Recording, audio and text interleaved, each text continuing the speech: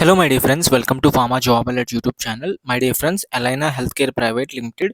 So, my dear friends, these are the walk-in interviews from this company. Coming to the vacancies, they are having vacancies for quality assurance, trainee officer or officer or executive, in-process quality assurance, QMS or documentation, lab QA reviewer, Bpharm or Mpharm or MSc is the qualification. Minimum 1 year of experience.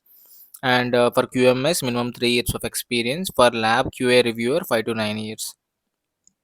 Coming to the quality control department, analyst or chemist, Bsc Chemistry, Bpharm, Mpharm or MSc quality control reviewer. Minimum 2 years of experience for analyst or chemist, minimum 5 years of experience for QC reviewer. So coming to the production or packing officer to senior officer. So here you can see manufacturing, packing and documentation departments, Bpharm, Bsc or Mpharm is the qualification.